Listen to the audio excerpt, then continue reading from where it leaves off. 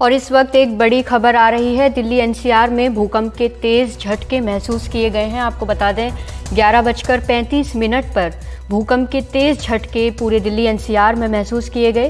काफ़ी देर तक ये भूकंप के झटके रहे। आपको बता दें इसका केंद्र नेपाल बताया जा रहा है और भूकंप की तीव्रता 5.9 बताई जा रही है। दिल्ली एनसीआर के कई घरों से लोग डर की वजह से बाहर निकल आए और काफ़ी देर तक ये झटके महसूस किए गए हैं। हमारे साथ फ़ोन लाइन पर परिमल कुमार जुड़ेंगे थोड़ी देर में। आपको बता दें दिल्ली एनसीआर में परिमल हमारे साथ जुड़ गए हैं। परिमल, कितनी तेज़ आपको भी ये महसूस हुए होंगे झटके, क्योंकि काफ़ी देर तक ये महसूस किए गए? के तौर पे ये झटके अभी आए हैं और इसकी तीव्रता सिस्मोलॉजी डिपार्टमेंट ने 6.4 बताई है, जो अपने आप में काफ़ी होती है। और एक शंका इस बात को लेकर होती है, लोग घर से बाहर इसलिए निकलते हैं कि आफ्टर ट्रेमर्स आ सकता है। और उसी के मद्देनजर मैं दिलसाद गार्डन में रहता हूं और वहां पर भी लोग जो है वह एहतियातन घर के बाहर, अमूमन जब भूकंप की इस तरह की कभी भी कोई वाकया होता है तो उसके बाद लोग घर से बाहर निकलना मुनासिब समझते हैं, क्योंकि आफ्टर शॉक की एक आशंका होती है और उसमें निकल जाना ही बेहतर है। और हिदायत इस बात को लेकर होती है कि आप खुले आसमान के नीचे में जाएं, जहां पे बड़ी बड़ी इमारतें हो, बिल्डिंग हो या इलेक्ट्रिक पोल हो, उससे दूर रहने की कोशिश करें। तो उसी के लिहाज से अभी भी जहां पे मैं हूं वहां पर लोग अपने घरों से बाहर निकल के आए हैं और 6.4 अपने आप में काफी तीव्रता वाला भूकंप माना जाता है। और वही तीव्रता जो है अभी उसी भूकंप की आई है। एपिसेंटर नेपाल बताया गया है। इसको लेकर सिस्मोलॉजी डिपार्टमेंट ने जो कहा है, एपिसेंटर नेपाल है और इसका असर जो हमारे सहयोगी हैं जो एनडीटीवी में काम करते हैं, मिहिर गौतम, उन्होंने पटना में भी बात की। पटना में भी ये झटके जो है महसूस किए गए हैं भूकंप की। तो कुल मिलाकर दिल्ली एनसीआर के अलावा और भी जगह है जहाँ पे इस भूकंप के झटके महसूस किए गए हैं।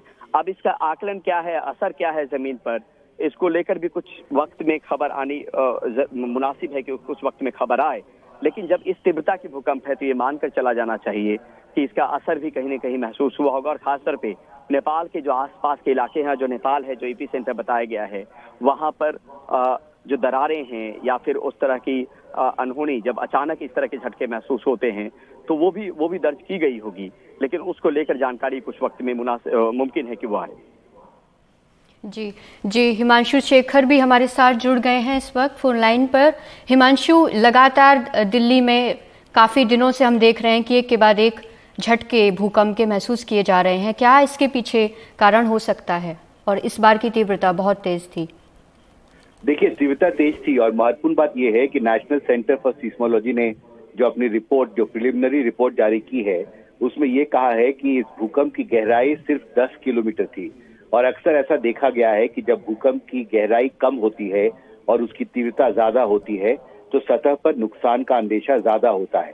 क्योंकि देखिए, कई बार ऐसा होता है कि जब 6 या उसके ऊपर की तीव्रता वाला भूकंप आता है और अगर गहराई बहुत ज्यादा होती है तो सतह पे उसको लोग ज्यादा महसूस नहीं करते हैं। लेकिन इस बार जो गहराई है भूकंप की, जो डेप्थ है, वो सिर्फ 10 किलोमीटर आकी गई है और जबकि जो उसकी तीव्रता है वो 6.4 है।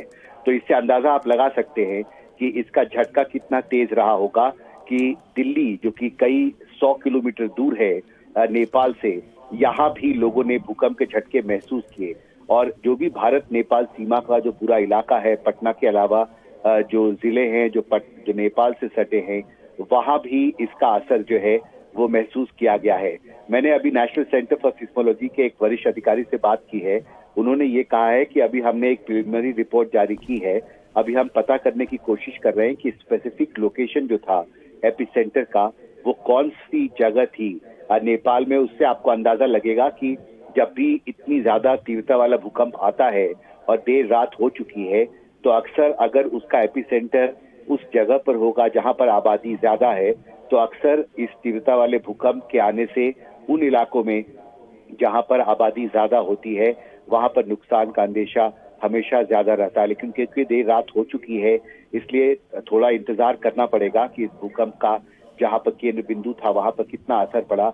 लेकिन आप एक आम अंदाजा ये लगा सकते हैं इस बात से कि अगर केंद्र बिंदु नेपाल में है और उससे कई 100 किलोमीटर दूर दिल्ली एनसीआर इलाके में अगर लोग भूकंप के झटकों को महसूस कर रहे हैं तो इससे आपको इसकी तीव्रता का अंदाजा हम बहुत आसानी से लगा सकते हैं। दूसरी बात आपने कहा कारण क्या है? जी जी हिमांशु, आपसे जी, एक जी। सवाल मेरा है जो आम दर्शकों के मन में भी उठता है कि जिस जगह पे एपी सेंटर है वहां पर वहां के आसपास के इलाकों में बहुत मुमकिन है जब इस तरह की तीव्रता वाला भूकंप आए तो नुकसान होने की आशंका बहुत ज्यादा होती है। देखिए निश्चित तौर पर, क्योंकि जब डेप्थ जो है, अगर भूकंप की गहराई सिर्फ 10 किलोमीटर है और तीव्रता 6.4 किलोमीटर है, तो निश्चित तौर पर सतह पर काफी ज्यादा असर होने का अंदेशा और आशंका रहती है। और क्योंकि अभी जो नेशनल सेंटर फॉर सिस्मोलॉजी है, उन्होंने एग्जैक्ट लोकेशन अभी रिलीज नहीं किया है। एक अधिकारी ने मुझे बताया कि ये एक प्रिलिमिनरी रिपोर्ट है जो हमने अभी जारी की है, जो भी प्राथमिक जानकारी नेशनल सेंटर फॉर सिस्मोलॉजी के पास थी। और मुझे लगता है क्योंकि ये जो पूरा बेल्ट है नेपाल और उससे सटा जो भारत के जो जिले हैं, वो भूकंप के दृष्टिकोण से अक्सर बहुत संवेदनशील माने जाते हैं। ये पूरा हिमालयन बेल्ट है, वहां पर अक्सर हमने पहले भी कई बार रिपोर्ट किया है कि नेपाल में जब भी ज्यादा तीव्रता वाले भूकंप का केंद्र बिंदु होता है तो उसके झटके दिल्ली एनसीआर इलाके तक लोग महसूस करते हैं और काफी लोग डर भी जाते हैं इन इलाकों में। आज भी जब मैं अपने हाउसिंग सोसाइटी के अंदर आया तो लोगों ने मुझे बताया कि अभी अभी एक भूकंप आया, क्या आपने ये महसूस किया?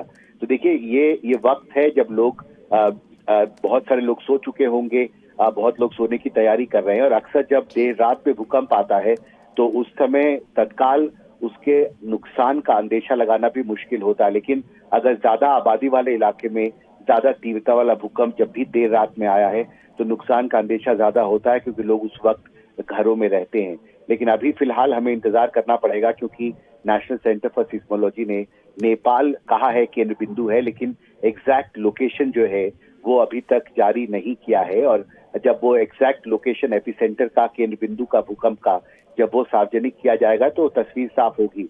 अक्सर ऐसा भी होता है कि जो केंद्र बिंदु है वो दुर्गम पहाड़ी इलाकों के करीब होता है, तो वैसे में नुकसान का अंदेशा नहीं होता है। लेकिन लोग निश्चित तौर पर काफी आशंकित हो जाते हैं, क्योंकि वहां पर आप अंदाजा लगा सकते हैं कि कई 100 किलोमीटर दूर अगर दिल्ली एनसीआर इलाके में बहुत तेज भूकंप के झटके लोगों ने महसूस किए हैं, पटना में भी, तो निश्चित तौर पर जो इलाके घनी आबादी वाले इलाके होंगे, जो केंद्र बिंदु के करीब होंगे, वहां पर लोगों ने और ज्यादा तेज भूकंप के झटके महसूस किए होंगे।